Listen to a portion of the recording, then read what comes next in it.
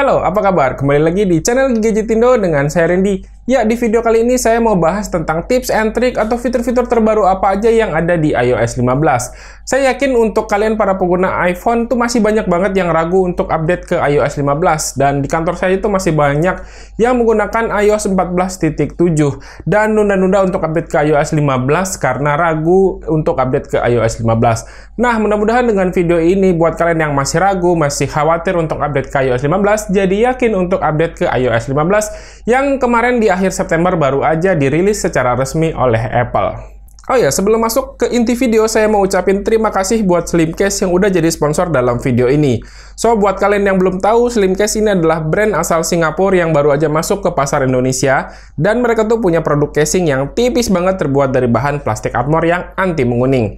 Saya sendiri udah pernah review lengkap produk-produk dari Slimcase dalam satu video tersendiri yang kalian bisa nonton nanti kalau udah selesai video ini ya. Dan kalian bisa lihat link videonya ada saya taruh di kolom deskripsi. So, terima kasih sekali lagi buat Slimcase dan kita lanjut aja untuk video mengenai iOS 15. Ngomong-ngomong soal iOS 15, sebenarnya itu bisa diinstal di banyak device yang beredar di pasaran. Kalau saya refer ke websitenya Apple, itu iOS 15 bisa diinstal dari iPhone tertua, itu adalah iPhone 6s. Jadi artinya iPhone 6s ke atas itu udah bisa install iOS 15. Dan saya yakin di sini pengguna iPhone 6s ke bawah itu jarang banget ya, karena saya jarang banget nemuin pengguna yang masih menggunakan iPhone 5. Jadi, untuk installnya kalian langsung masuk aja ke setting, terus pilih General Update dan cek iPhone kalian. Pasti udah ada update iOS 15. Dan bahkan sebenarnya sekarang tuh udah ada update perbaikan-perbaikan bugs kecil jadi iOS 15.0.1.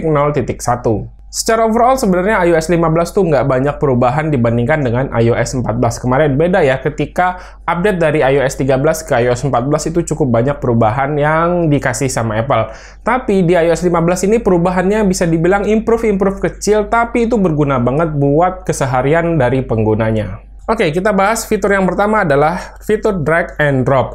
Ini tuh fitur yang paling berguna dan sering saya gunain. Jadi dengan fitur ini kita bisa mindahin gambar antar aplikasi dengan sangat mudah. Termasuk ngedownload gambar dari Google. Jadi misalnya kalau kita mau ngirim gambar yang ada di galeri itu tinggal tekan dan tahan aja gambar yang mau dikirim. Terus kalau kita mau ngirim lebih dari satu gambar itu tinggal tahan dan pilih gambar yang lainnya. Terus tinggal kita drag dan bawa aplikasi yang kita tuju. Di sini misalnya saya gunain Telegram. Setelah itu tinggal drop aja dan gambarnya udah kekirim. Ini tuh nggak sampai di sini aja. Kalau kita mau ngambil gambarnya dari Google langsung juga bisa. Cukup buka Safari lalu cari gambar yang akan kita kirim. Setelah itu tekan dan tahan gambarnya dan tinggal drag aja ke aplikasi yang kita tuju. Jadi nggak perlu repot-repot download terlebih dahulu. Fitur berikutnya juga ini berguna banget di mana kita bisa mengcopy teks yang kebetulan teks tersebut adalah di dalam gambar. Misalnya, kita nemu kata-kata atau informasi yang bagus, dan kebetulan kata-kata itu berbentuk gambar.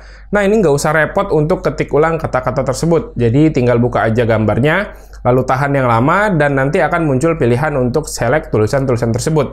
Lalu tinggal drag aja bagian mana yang mau di-copy, pilih copy, dan setelah itu tinggal paste di mana aja aplikasi yang kita perlukan. Next, ngomongin fitur Portrait Mode, di mana waktu diperkenalkan sama Apple di WWDC yang kemarin, fitur Portrait Mode ini merupakan fitur tambahan yang sebenarnya ada di FaceTime. Jadi bisa memberikan efek bokeh saat kita melakukan video call.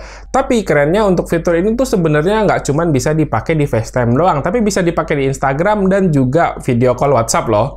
Caranya simple banget. Misalnya kalau kita lagi buka kamera dari aplikasi Instagram, lalu kita buka aja tuh Control Center dan di bagian atas nanti kita bakal nemu pilihan Portrait Mode dan tinggal diaktifin aja.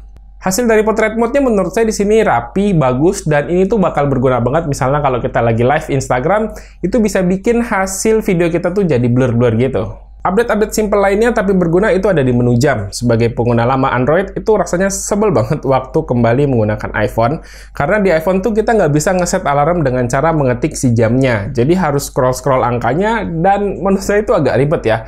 Dan di iOS 15 akhirnya kita bisa ngetik angka dari jam atau alarm yang akan kita set. Next, kita ngomongin Safari, yang merupakan ini tuh browser bawaan dari Apple. Di sini ada sedikit perubahan di mana tab dan juga laman browser itu pindah ke bagian bawah. Dan kalau kita lagi scrolling saat browsing, itu si laman tabnya itu bakal menghilang dengan sendirinya. Ini tuh mirip-mirip dengan fitur yang ada di Google Chrome pada Android. Terus kalau kita mau browsing-browsing di banyak tab juga dan mau ganti-ganti tab, itu tinggal mudah swipe aja ke kiri atau ke kanan. Lanjut, kita ngomongin fitur yang bakal berguna banget buat orang yang kesehariannya tuh sibuk dan nggak mau keganggu dengan notifikasi yang ada di HP-nya. Ini menurut saya ada dua fitur. Yang pertama itu adalah Focus Mode. Dengan Focus Mode ini kita bisa atur dan kustomisasi sepersonal mungkin seperti notifikasi dan telepon ini mau dari siapa aja yang bisa masuk. Terus bahkan pada pengaturan aplikasi ini kita bisa pilih aplikasi apa aja yang mau muncul di HP kita. Jadi selama kita menggunakan pengaturan tersebut, aplikasi-aplikasi yang tidak diaktifkan itu nggak akan muncul di home screen kita. Lanjut, yang kedua adalah Notification Summary. Secara tampilan, notifikasi di iOS 15 ini jadi terlihat sedikit lebih kecil dan sedikit lebih rapih ketimbang di iOS 15 kemarin. Nah, untuk aktifin fitur Notification Summary ini, kalian bisa temukan di setting, lalu pilih Notification dan Schedule Summary. Pada fitur ini tuh gunanya adalah untuk ngerangkum notifikasi-notifikasi dari aplikasi yang keinstal di iPhone kita dan dimunculkan sesuai jam yang kita atur. Jadi, misalnya pada jam tertentu kita nggak menerima notifikasi dari aplikasi yang kita set, jadi kita tinggal aktifin aja fitur ini, dan pada jam kita set, notifikasi itu nggak akan muncul sama sekali, dan baru akan muncul nanti setelah jadwal yang kita tentukan. Dan ya, itu dia tadi fitur-fitur terbaru di iOS 15, meskipun tidak banyak perubahan secara signifikan, tapi perubahan-perubahan kecil ini menurut saya itu berguna banget dan berfungsi banget untuk penggunaan kita sehari-hari. So, buat kalian yang masih ragu mau nungguin apa lagi, tinggal install aja iOS 15 di HP kalian dan langsung nikmati fitur-fitur terbaru dari Apple ini. Oke, kayaknya segini aja untuk video kali ini. Terima kasih buat yang udah nonton. Silahkan like dan share video ini jika menurut kalian video ini bermanfaat. Dan pamit, sampai jumpa di video berikutnya. Yuk, bye-bye.